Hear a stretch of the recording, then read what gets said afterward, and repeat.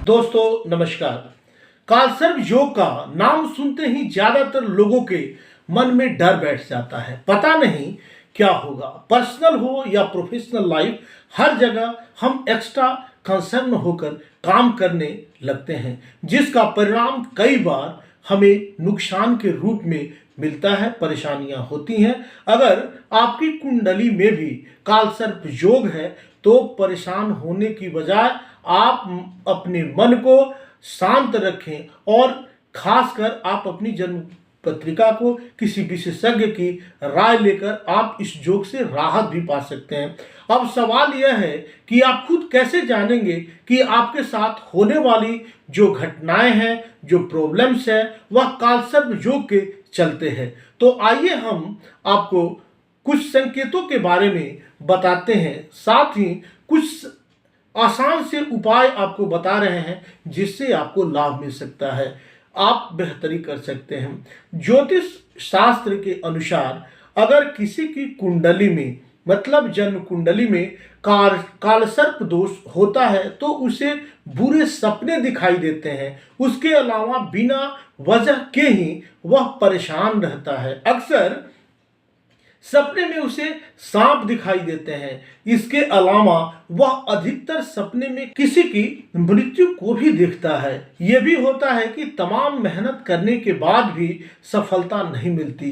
कई बार तो यूं लगता है कि सफल होने वाले हैं, तभी व्यक्ति को विफलता का सामना करना पड़ता है। कई प्रकार की परेशानियों से रूबरू होना पड़ता है। ज्योतिष शास्त्र के अनुसार अगर किसी की कुंडली में कालसर्प योग होता है तो उसके विरोधियों की संख्या में भी इजाफा होता है और उसमें इजाफा होने लगता है। कई बार तो दुश्मन जो है वह दुश्मन तो है ही, लेकिन दोस्त भी दुश्मन बन जाते हैं। इसके अलावा जातकों को किसी असाध्य रोग का सामना करना पड़ता है जिसका हर संभव इलाज करने के बाद भी कोई फायदा नहीं होता। कहते हैं कि यदि ये सारे लक्षण दिखाई दें तो मान लेना चाहिए कि कुंडली में कालसर्प योग है और इसी के कारण यह सब परेशानियां बनी हुई हैं। ज्योतिष शास्त्र के अनुसार अगर किसी की जन्म कुंडली में कालसर्प दोष हो तो उसे प्रतिदिन नियमित रूप से श्री हरि की उपासना करनी चाहिए, इनके मंत्रों का जप करना चाहिए। कहते हैं कि ऐसा करने से कालसर्प दोष दूर होता है। इसके अलावा इससे संबंधित जो कालसर्प योग लगा, इससे संबंधित रत्नों का चयन भी धारण करना भी बेहतरी होता है, या फिर चांदी की धातु से बनी नाग और नागिन की आकृति वाली अंगूठी पहननी चाहिए। यह भी कालसर्प दोष को दूर करता है। यह भी कहा जाता है कि शनिवार को यदि बहते हुए जल में थोड़े से कोयले को प्रवाहित कर दिया जाए तो भी कालसर्प से होने वाली परेशानियां जो हैं वह कम हो जाती हैं।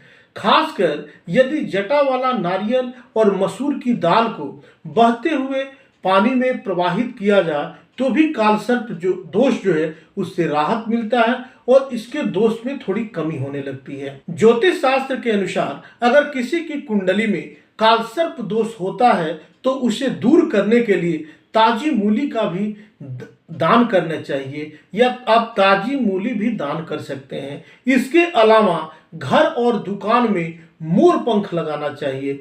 खासकर राहु केतु का जाप और अनुष्ठान भी करवाया जाए तो कालसर्प से होने वाली समस्याओं से राहत मिलती है।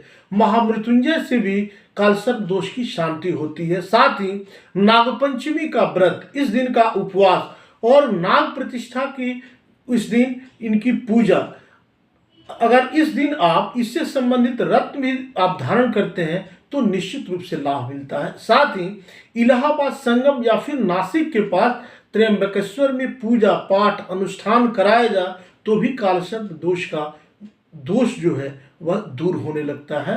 तो निश्चित रूप से अगर आपको ज़्यादा परेशानी है तो पारद शिवलिंग पर प्रतिदिन ओम जुंगशा कहते हुए पारद शिवलिंग के ऊपर एक सर्प का एक चांदी का बनाकर या तांबे का बनाकर आप शिवलिंग के चारों तरफ लगा दें, मतलब शिवलिंग को उसी में रख दें, उसी में फंसा दें और शुक्ल यजुर्वेदी जो है इसके मंत्रों का, इसमें रुद्राष्टाध्यायी का पाठ करते हुए, रुद्राभिषेक करते हुए आप अगर पूजा पाठ करते हैं, रुद्राभिषेक करते हैं, रुद्राष्टाध्यायी का पाठ कराते हैं, तो निश्चित रूप से आपको राहत देखने को मिलेगा। आप सब यूं ही हमारे साथ बने रहें। मिलते हैं अगले वीडियोज में, तब तक के लिए नमस्कार, जय माता दी, वंदे मातरम।